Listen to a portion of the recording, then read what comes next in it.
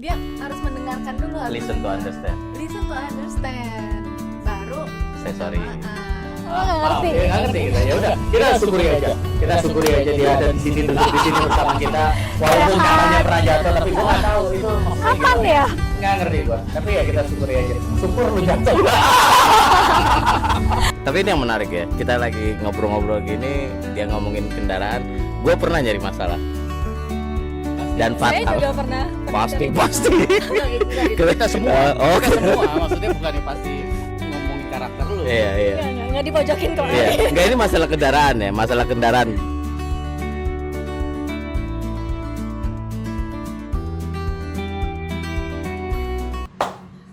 Balik lagi bersama kami bersama kita di obrolan 3 Jaman. jaman. 1, 2, ya 3-nya kamu. 3 yang nanya-nanya, Oke. yang nonton, yang ngeliatin. Oke. Ya. Nah, kita masuk ke musim pergantian. Bulan ini temanya Agustus. perubahan musim. Ya. Maksudnya gimana nih? Perubahan musim itu istilah lah ya. Ah, Ya memang dalam hidup ini kan pasti ada banyak musim lah ya. Ya. Buah-buahan ada musim, baju juga ada musim Ya. gitu kan. Dan itu kan akan terus berganti. Nah, perubahan musim yang dimaksud di sini adalah sorry. Seseorang itu kan pasti ada perubahan situasi, Betul. kondisi gitu kan. Nah, maksudnya seperti itu. Ya, jadi seseorang mengalami perubahan situasi atau kondisi. Contoh misalkan anak lu kuliah tahun lalu ya? Lalu ya. Tahun lalu ya. Jadi kayak tahun lalu tadinya anaknya tiga-tiganya ada di rumah. Iya. Sekarang tahun ini tahun lalu itu tiba-tiba satu anak ngekos ya. Iya, di rumah. Ya, dia tinggalnya terpisah. Jadi yang biasanya selalu ada 3 anak Sekarang tiba-tiba tinggal 2. Nah, itu kan perubahan situasi dan pasti itu efek. Iya. Ya kan ada dampaknya. Atau misalkan ada keluarga yang tiba-tiba anaknya udah kuliah Iya. dan di luar kota semua. Yang tadinya ada anak tiba-tiba Wah, tiba-tiba tiba-tiba. itu sampai tiba-tiba ya akhirnya berdua lagi Iya. gitu kan. Atau yang kalau yang single misalkan ada yang mungkin lagi sering senyum-senyum gitu. Mungkin Iya, tuh. baru jadian. Itu kan perubahan juga tuh. Yang tadinya weekendnya kosong Iya. sekarang wah gue weekend nih ada yang nyamperin gitu kan. Nyamperin. Atau kebalikannya ada yang baru diputusin gitu kan. Jadi itulah maksudnya perubahan Iya. musim. Atau amit-amit ada yang tiba-tiba didiagnosa sama dokter Iya. sakit A, sakit B gitu loh. Jadi harus ada perubahan pola hidupnya atau pola Iya, iya, makan. Ya itu musim-musim yang baru. Atau di kantor baru dipromosi, Ya. baru mulai di tempat kerja yang baru. Ya Iya. itu perubahan situasi kondisi maksudnya. Begitu. Ya, jadi bisa dibilang perubahan musim ini adalah sebuah kata yang menggambarkan berbagai macam Situasi lah ya. kondisi dan situasi-situasi. Nah ini kita perubahan. bahas karena ada banyak yang nggak nggak memberikan perhatian tentang topik ini, Betul. sehingga pada saat situasinya berubah mereka itu nggak siap Ya, atau responnya malah kacau, ya. gitu loh. Jadi itu sebabnya menurut kita ini sesuatu yang memang harus kita bahas di bulan Agustus ini. Kasih tips-tips lah berdasarkan pengalaman kita Iya, berdua lah ya. Karena ada banyak situasi sampai hari ini pun akan terus berubah. Betul. Besok, minggu depan, bulan depan kita nggak tahu gitu loh. Yang intinya kan gimana caranya perubahan itu nggak membuat kita jatuh Ya, gitu. kita langsung aja ya, Ya. ke pertanyaan dari teman-teman yang udah masuk, hampir mayoritas masuknya ke DM ya, lewat DM IG Bakat Pimpin. Saya mau mulai sama satu pertanyaan nih dari salah satu penanya di Bakat Pimpin ya. Bagaimana cara mendeteksi bahwa saya sedang berada di musim gugur atau fase yang nggak naik atau monoton? Nah, kurang lebih itu Iya, pertanyaannya. iya. Ini kemarin kita coba cek, jadi maksudnya kan ada ya, wah gue udah bertahun-tahun kerja, Ya. kok begini-begini aja, nggak dipromosi-promosi gitu, kayaknya hidup gue ya begini-begini aja gitu loh. Yang tadinya dia excited sama apa yang dia lakukan, terus lama-lama kayaknya ya udahlah, akhirnya kayak cuman sekedar rutinitas. Ya. Ya beda ya, kalau rutinitas kan outcome-nya itu kan berbeda sekali sama orang yang mengerjakannya karena memang menikmati, suka Ya. gitu loh. Nah ini kan pertanyaannya, jadi gimana caranya mendeteksi? Iya, menarik nih. Nah Bahwa saya sedang berada di musim gugur. iya, karena ini yang tadi kita bahas, banyak yang nggak sadar. Nah biasanya orang yang sadar duluan adalah lingkungannya. Orang-orang yang setiap hari kerja bareng nih orang, biasanya akan notice duluan. Kalau nih biasanya atasan lah ya, Yeah. paling atasan karena kan dia menilai, memonitor gitu kan. Kok performance-nya anak kok begini-begini aja. Nah biasanya jadi jawabannya adalah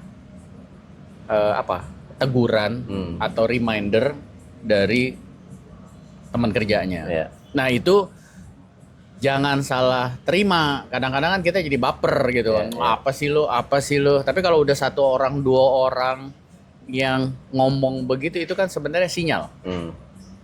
Jadi harus berani juga mengevaluasi diri, apa bener ya. Iya.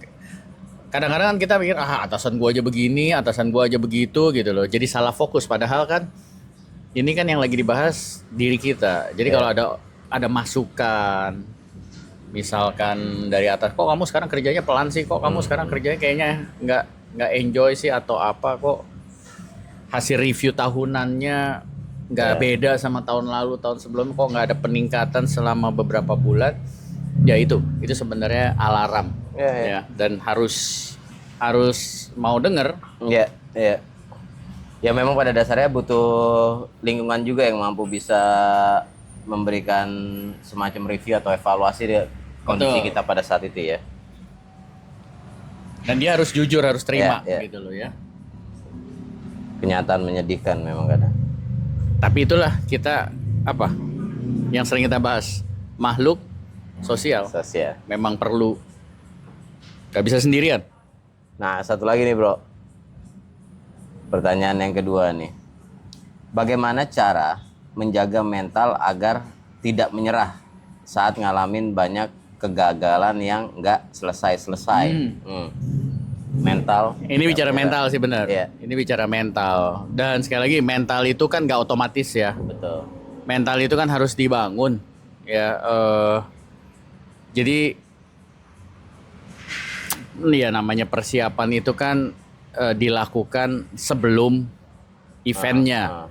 Latihan perang dilakukan sebelum perangnya. Preparationnya. Olahragawan latihan pelatnas sebelum pertandingannya. Jadi mental itu memang harus disiapkan. Jadi jangan sampai pada saat kejadian terus akhirnya jadi gampang menyerah. Nah kalau tadi kan pertanyaannya, ini nggak beres-beres gitu ya. Kayaknya kok gue ngerjain ini gagal lagi, gue ngerjain ini dinilainya jelek lagi, gagal lagi gitu loh. Nah kita kan diajarinnya nggak boleh merdeka pantang menyerah. Iya, pantang menyerah gitu kan. Nah yang pantang menyerah ini kan bicara soal mental gitu loh. Jadi memang harus harus jalan terus. Tiap kali ada masalah ditegur, stay positif ya. Dari masalah kecil, nih apa sih ini dari tadi? Ada buah anggur kayak di atas. Atau ada yang nggak seneng kita ya. Jadi mental itu kan sebenarnya kalau latihannya dari ini disiplin. Ya itu kan akan membuat kita jadi nggak gampang menyerah. Kedisiplinan itu kan susah.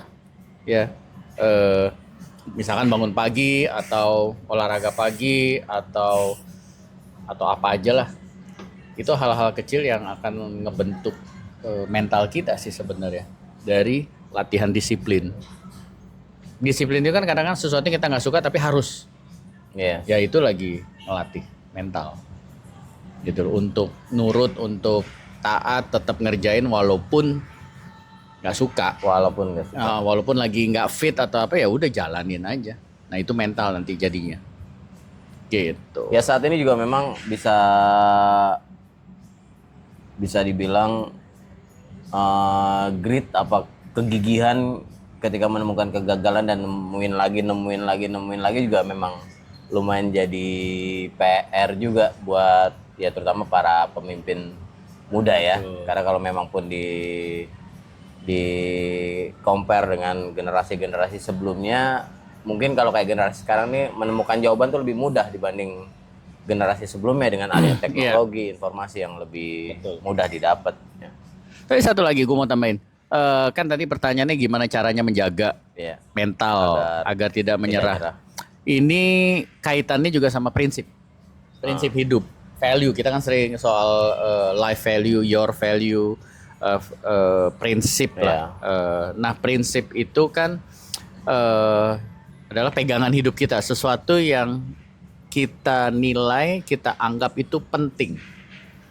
Nah jadi segala sesuatu kan pada akhirnya menjadi prinsip, kayak tadi kan, pantang menyerah, grit, kegigihan, ya semua itu kan prinsip. Gue mau jadi orang yang gue diajarkan untuk tetap gigih, ya ini gue mau pegang, ya udah.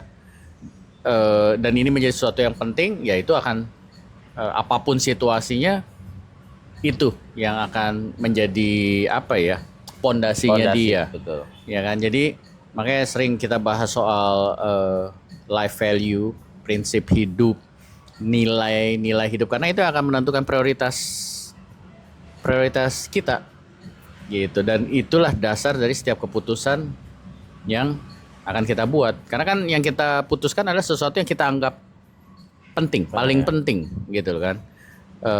Secara urgensi dan prioritas ya. Betul. Nah itu yang akan sangat mempengaruhi mental seseorang. Ya.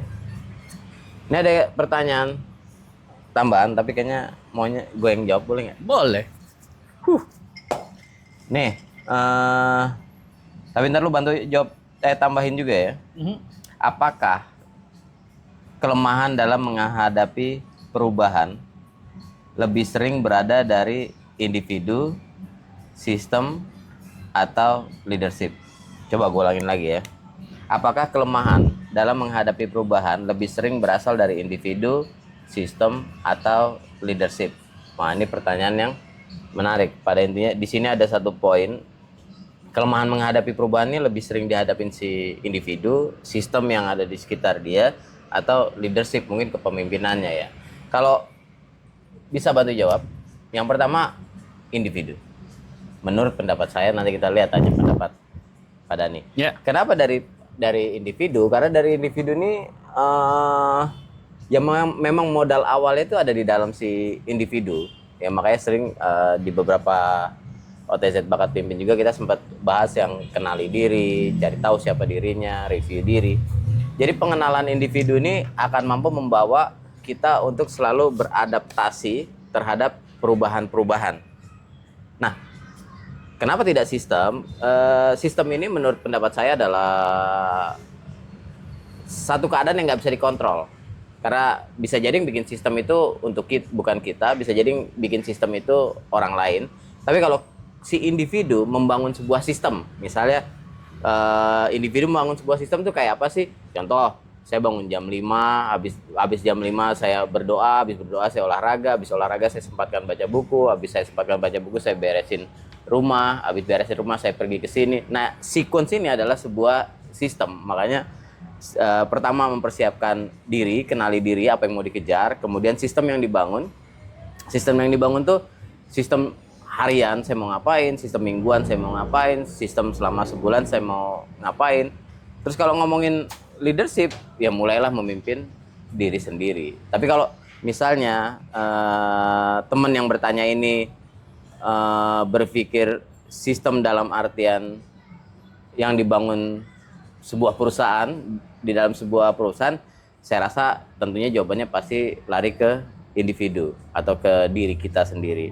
Dan kepemimpinan, sekali lagi, kita nggak bisa bergantung terhadap siapa yang ada di atas kita. Yang bisa kita kerjakan sebagai seorang individu ya beradaptasi dengan kepemimpinan yang baru ya, dan mengambil hal-hal positif dari pemimpin yang sedang ada pada saat itu di sekitar kita.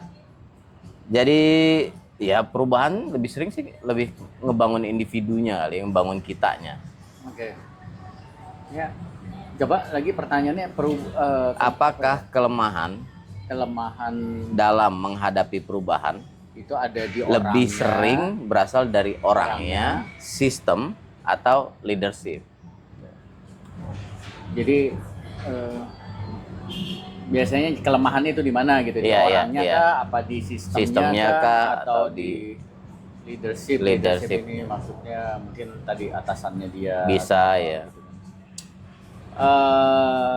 Ya gue setuju. At the end of the day sih sebenarnya kan yang paling penting kalau dari 3 itu kan sebenarnya yang manusianya lah ya. Manusianya. Ya, jadi dari 3 itu manusianya yang akan sangat-sangat menentukan. Nah, manusianya ini nggak bisa survive tanpa sistem. Ya. Karena kayak biasanya tahun baru biasanya orang bikin resolusi. Ini kan manusianya nih bikin resolusi. Nah, cuman banyak yang gagal. Itu penyebabnya, gue waktu itu dikasih tahu ada survei penelitian. Jadi yang berhasil itu hanya 8% dari orang yang bikin resolusi. Jadi 92%-nya gagal. Udah pasti gagal. Jadi setelah dilakukan penelitian, hasilnya itu penyebab kegagalannya adalah karena tidak didukung oleh sistem. Jadi punya angan-angan, si manusianya punya angan-angan, punya target, punya ini tujuan, tapi dia nggak buat sistem. Nah makanya tadi dibilang sistemnya inilah yang akan menunjang si manusianya. Makanya sistem itu penting. Ya, balik lagi saya setuju sama Pak Jeff tadi, ya manusianya lah yang harus selalu dibangun, cara berpikirnya, kedisiplinannya, ketangguhannya. Melatih kedisiplinan itu bisa kita lakukan setiap hari. Contoh paling nyata gini. Kalau kita lagi di lampu merah. Kiri kanan begitu lampu merah, kiri kanan kita pasti ada yang nyelonong. Iya. Ya kan? Nah, ini ngelatih kedisiplinan. Kita mau ikutan nyelonong, nerobos atau diem aja. Iya. Ya, dan tadi dari rumah ke sini tuh ngelewatin beberapa lampu merah. Dari jauh udah kelihatan orange terus ya merah ya kita berhenti gitu kan. Tapi tetap aja ada mobil yang tetap aja jalan. Ada motor yang tetap jalan. Nah, ini kan melatih kedisiplinan. Mau ikutan apa? Diam walaupun nggak ada polisi. Itu hal kecil. Nah, kalau terbiasa pakem di situ, itu akan lebih mudah. Itu kan pengendalian diri. Nah, itu kedisiplinan. Nah, jadi manusianya itu memang super penting dan manusianya butuh disupport sama sistem. Iya. Nah, setiap hari itu adalah persiapan kita, preparation, latihan untuk nanti pada saat misalkan ngalamin krisis atau apa, amit-amit lah ya. Tapi ya persiapannya itu every single day. Iya. Jadi jangan gagal fokus, salah fokus. Makanya saya kalau lagi ngajarin anak itu paling gampang di jalanan.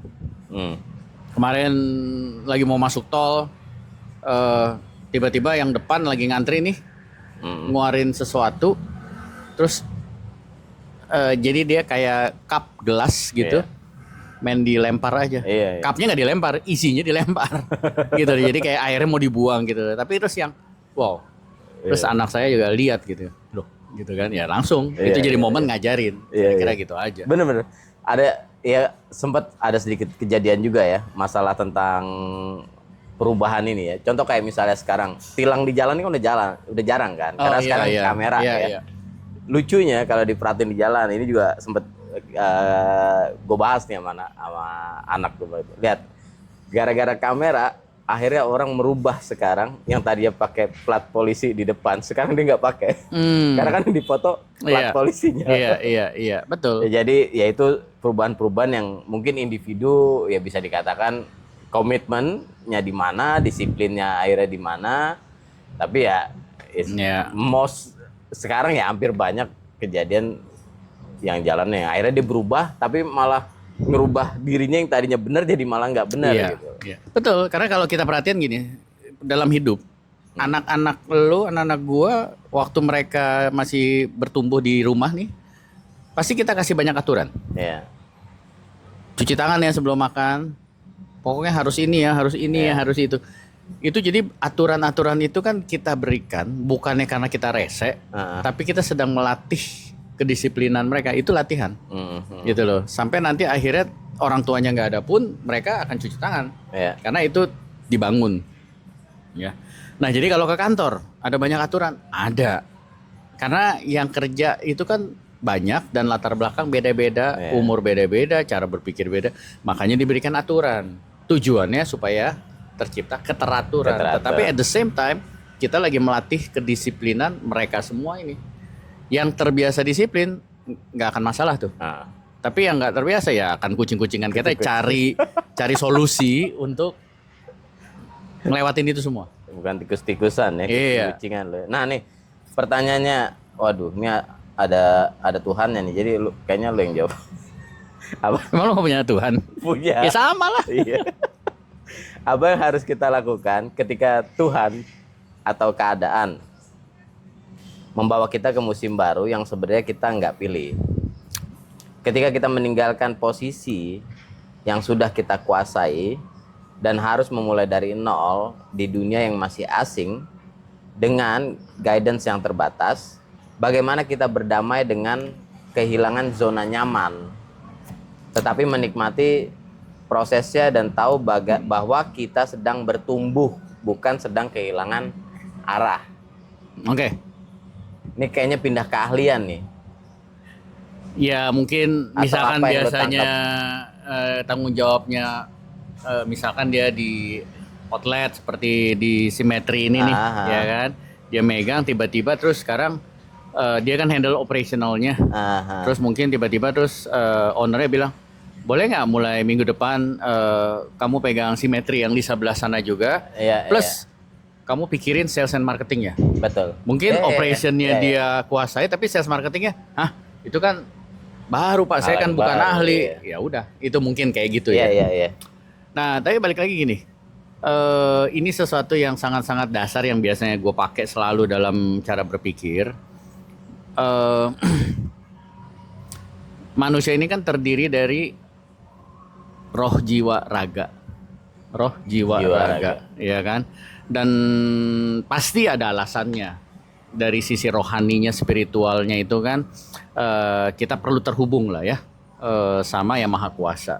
Nah kalau tadi bawa-bawa Tuhan, soalnya arahnya ke sana, bawa-bawa Tuhan. Jadi coba melihat juga dari sisi spiritual. Nah tadi pertanyaan pertama tuh gue sempat sebut prinsip hidup, nilai hidup itu akan sangat menentukan ya dalam kita menyikapi setiap perubahan. Nah, salah satu prinsip hidup yang diajarkan dari sisi rohani bahwa Tuhan itu kan baik. Tuhan itu tahu apa yang terbaik buat kita.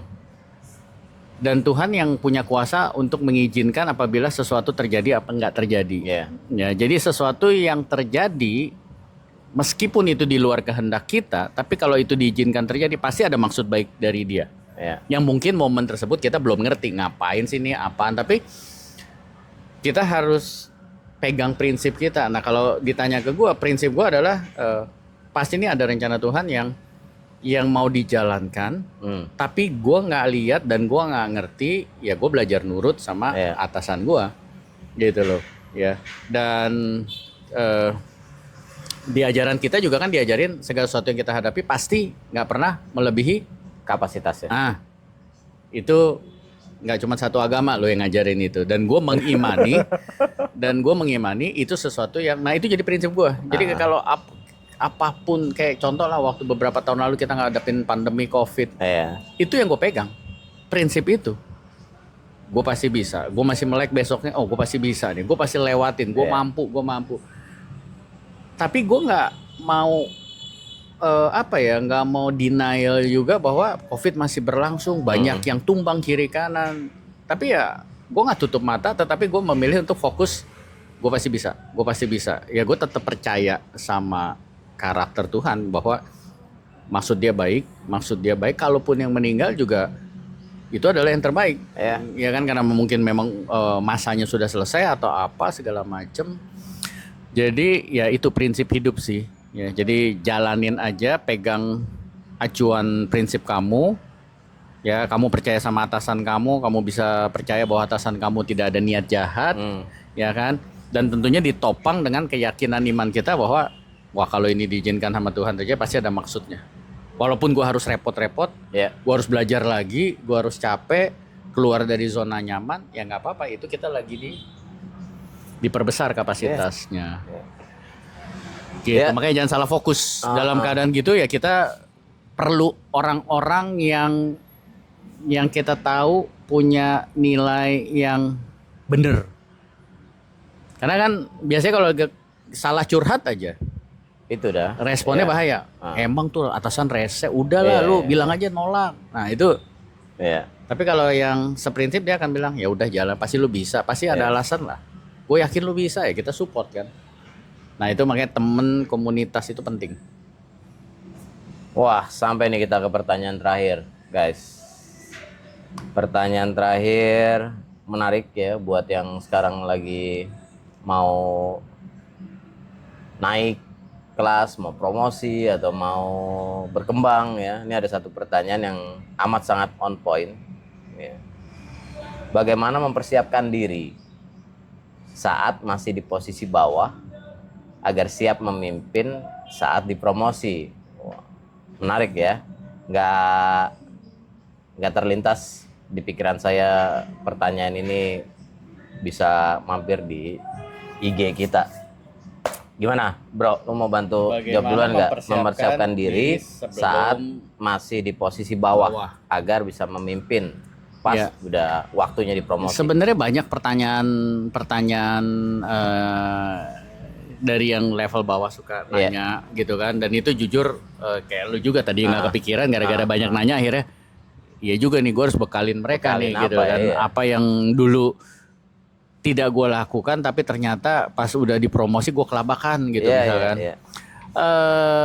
Ya kalau udah di posisi yang sekarang gue akan ingatkan mereka untuk apa yang harus dipersiapkan itu adalah satu, ya tadi kedisiplinan dan ketaatan gitulah ya, maksudnya berpendirian ya itu super penting. Tetapi yang paling lebih penting lagi dia kenal sama dirinya. Itu yang biasanya gua selalu ajarin. Ya jadi jangan memberikan identitas diri kamu dari gelar, dari berapa lama kamu kerja gitu loh kan. Kamu harus identitasnya clear, cara kamu melihat diri kamu bahwa gue manusia, makhluk sosial, gue butuh orang lain, nggak bisa dipungkiri, gue selalu akan butuh orang lain. Itu yang pertama. Yang kedua, gue ini manusia yang punya bakat, punya potensi, tapi at the same time gue juga punya kekurangan, kelemahan gitu loh. Dua ini aja yang harus clear ya, bahwa potensi, bakat, semuanya ini kan harus dibangun, diasah. Jadi nggak ada yang tiba-tiba besok melek langsung jago main bola kayak Ronaldo gitu kan. Ya semuanya harus dilatih dan diasah. Nah biasanya pola pikir itu yang gue coba tanemin dulu nih. Ya jadi kamu nggak terintimidasi. Oh dia lulusan luar negeri. Oh dia S3, gue lulusan SMK doang, SMA. Itu biasanya gue bilang itu fakta, oke, tapi nggak usah jadi acuan bahwa kamu akan berhasil apa enggak gitu kan. Karena ada banyak pemimpin sekarang yang memimpin tapi sebenarnya dia nggak kenal sama dirinya. Itu yang dia akhirnya mengandalkan, gue udah 10 tahun jadi gue lebih pintar dari, nggak ngaruh. Lu mau 10 tahun mau 20 tahun. Tapi kalau cara melihat diri sendiri aja masih keliru, ya itu. Ya jadi modal awal, kenali siapa diri kamu, ada apa yang di tangan kamu, bakat apa yang Tuhan kasih ke kamu, ya kan. Kemudian ya udah orang-orang yang di sekitar kamu, ya kamu belajar dari mereka, pilah mana yang harus diikutin, mana yang ini jangan diikutin. Ya. Karena nanti itu kan pondasi ya. Jadi jangan sampai nih udah di atas kamu melakukan hal-hal yang sebenarnya harusnya udah nggak dilakukan Iya, gitu iya. loh. Kayak misalkan cheating, ya kan ada gitu kan. Udah di atas kita semua mungkin pernah cheating lah ya dari kecil. Cuman kan semakin beranjak dewasa harusnya kita tahu ini jangan diterusin atau diterusin. Ya. Gitu. Ya. Makanya ada banyak kan pejabat udah di atas masih cheating juga dia. Masih otak reptilnya masih ya. Ini ya sekedar tambahan juga ya buat teman yang bertanya di poin 3 ini. Pertanyaannya bagus banget dan memang siap-siap deh. Karena ya dari sisi kita nih yang kita lihat dunia ini berkembangnya makin cepat. Betul. Ya. Nggak se-slow living zaman 20 atau 25 tahun yang lalu, perkembangannya cepet banget dan mau dibilang semakin jahat ya semakin jahat. jahat. Makanya perlu disiapin yang tadinya berpikir gue udah bisa, contoh misalnya baru di posisi barista, gue udah bisa deh nyalain mesin, bikin kopi, matiin mesin, maintenance mesin. Ketika udah ngerasa bilang kayaknya gue udah bisa, itu ya pertama itu harus hati-hati dulu karena harus membuat itu menjadi jangan sampai kepikiran. Kalau udah mulai kepikiran unconscious kompeten, kalau udah kepikiran gue ngerjain nggak sadar aja gue udah kompeten, better cari hal baru lagi di ruang lingkup tersebut yang bisa dipelajari karena kesempatan atau timing promosi itu kadang nggak bisa diprediksi, tahu-tahu ada dan kita nggak siap. Nah itu yang paling penting, dan orang pasti akan mempromosi kita karena kita menguasai, kita mampu menjadikan pekerjaan kita itu menjadi ownership-nya kita, menjadi kita accountability, bisa diandelin banget sama kerjaan kita. Nah promosi itu biasanya dari sana, dan bisa jadi promosi itu nyebrang nih ya kayak tadi Pak Dhani sempat mention pindah dari satu lokasi ke lokasi lain. Sekali lagi kita ngomongin Jakarta aja sebagai ruang lingkup yang paling dekat dan paling kecil sama kita. Ngomongin market Jakarta Selatan sama Jakarta Timur aja udah completely berbeda gitu. Nah makanya bayangin bagaimana kita mau mempelajari tentang market atau customer culture-nya Jakarta Timur, sedangkan kita masih berkutat sama kemampuan teknis yang belum berkembang, kemampuan kepemimpinan yang belum berkembang. Nah itu yang amat sangat hati-hati. Jadi kuncinya di saya sih jangan sampai untuk pertanyaan yang ketiga ini mempersiapkan diri saat masih di posisi bawah agar siap memimpin saat dipromosi. Pastikan diri kita selalu conscious, selalu sadar bahwa kita unkompeten, bahwa kita belum kompeten. Makanya kita harus cari hal-hal yang menggali lagi agar benar-benar kita mampu mengajarkan, bahkan sampai kita mampu melahirkan orang yang ada di bawah kita seperti kita deh, minimal gitu. Nah di situ baru akan kelihatan kita akan siap dipromosi. Kalau misalnya yang ada di bawah kita nih atau orang sekitar kita ternyata kualitasnya ada gap jauh dari kita, ya sejujurnya amat sangat sulit buat dipromosi. Betul banget, setuju. Karena setiap hari itu kita akan dipertontonkan banyak hal, ya. Dan kita harus mampu memilah mana yang ini benar, mana yang salah. Karena itu diekspos setiap hari. Betul. Dan itu adalah latihan kita, preparation kita.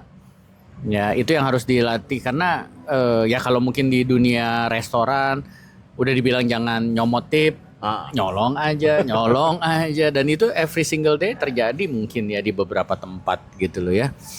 Nah, itu pilihan mau ikut-ikutan apa? Ya kayak tadi, nerobos apa enggak? Itu latihannya. Nah, itu yang kalian latih setiap hari. Ya bener banget. Bising sekali nih. Ya banyak yang benar, banyak yang salah juga. Bahkan sekarang yang salah aja bisa lebih galak daripada yang benar, ya kan? Nah itu kalau mental kita nggak kuat, akhirnya ya udah deh, gitu kan. Atau kita bingung, oh iya juga, akhirnya tertipu. Ya kan banyak kan terima telepon. Iya. Wah ini. Oh akhirnya ngasih pin segala macam, kelipet juga. Begitu. Simpulan. Ya, jadi pergantian musim, ya Gen, mungkin kalau zaman dulu bisa ketahuan kapan musim panas, kapan musim hujan ya. Sekarang kan dengan global warming udah semakin gak ketahuan. Nah, sebenarnya ini juga sebuah ilustrasi, atau kalau teman saya ini selalu ngomong, kenali dan pahami tanda-tanda. Betul. Kenali dan pahami tanda-tanda yang terjadi. Jadi sama pergantian musim, entah dipromosi atau tidak dipromosi, entah pindah tempat atau kemanapun, atau entah harus sama keluarga pindah ke provinsi lain. Ya ini bagian dari pergantian musim yang kita harus siap.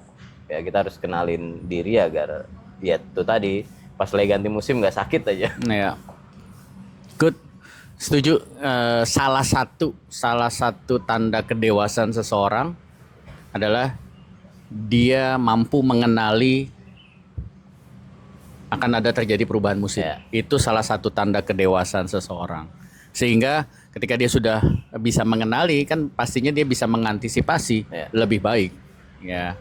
Nah, kesimpulan yang kedua yang sejak awal mungkin kita sering bahas adalah nilai, value. Ya. Nilai itu sesuatu yang kita anggap penting, ya, prinsip hidup lah ya. Nah, prinsip hidup kita, value kita ini akan sangat menentukan apa? Perspektif kita, cara pandang kita, cara kita melihat sesuatu. Ya, sehingga pada saat terjadi perubahan, cara kita melihat menyikapinya begitu bagaimana itu akan sangat ditentukan sama nilai tadi, prinsip hidup kita ini. Makanya itu adalah pondasi lah ya, nilai prinsip hidup, namanya juga udah prinsip hidup. Itu pegangan. Itu penting karena ya akan mempengaruhi pola pikir kita, perspektif kita, sudut pandang kita. Nah, dari sudut pandang tersebut kan pola pikir kita baru kita buat keputusan. Jadi tahapannya begitu tuh. Value ke perspektif, terus langkah ketiga ya keputusan. Ya. Itu. Sehingga pada saat setiap perubahan musim step-stepnya udah kelihatan. Siap ya, Gitu. siap. Oke, sekali lagi Oke. terima kasih yang udah Thank ngasih you, pertanyaan. guys, buat yang udah ngasih pertanyaan. Nanti bulan depan jangan kapok kasih Jangan pertanyaan lagi. Kasih lagi pertanyaan ya. Oke. Mudah-mudahan bisa kita jawab semua. Amin. Thank you guys. Thank you, bye. Sampai ketemu lagi.